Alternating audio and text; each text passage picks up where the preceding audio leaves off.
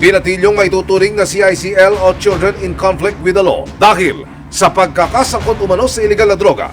Nasa gitna ng mga otoridad noong 2021 pero nakatakas din daw mula sa shelter. Makalipas ang isang taon, misyon ng CIDG-DSOU ang hanapin ang binatilyo. Let's go! Bit-bit ang isang mission order. January 23, 2024, kasama ang resibo.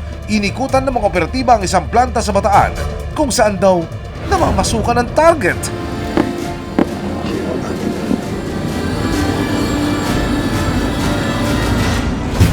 Pagdating sa lugar, unti-unti nang nagdatingan ang mga trabahador ng planta.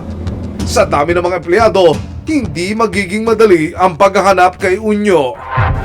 Dahil dito humingi na ng tulong ang CIDG-DSOU sa management ng nasabing planta para matipon ang lahat ng mga trabahador. Nagulat din po kami lahat. Para yung mga tao namin, pinaliwanag ko na lang din na yun nga yung naging issue. Then wag nang makalabas sa iba para maiwasan na lang natin yung pagkalat. Sa pahintulot ng manager ng planta, pinayagan ang mga operatiba na pumasok at hanapin si Unyo sa kondisyong magpapanggap sila bilang mga construction worker. Nagpanggap kami rito na isang trabahador, saka isang nagpanggap na managerial upang sa ganon makapenetrate kami sa loob na yan.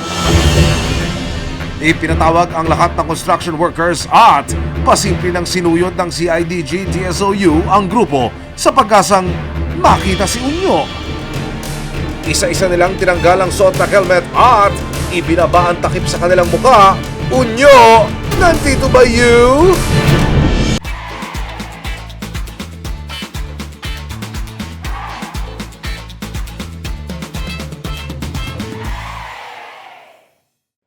Maraming salamat sa panonood, mga kapuso.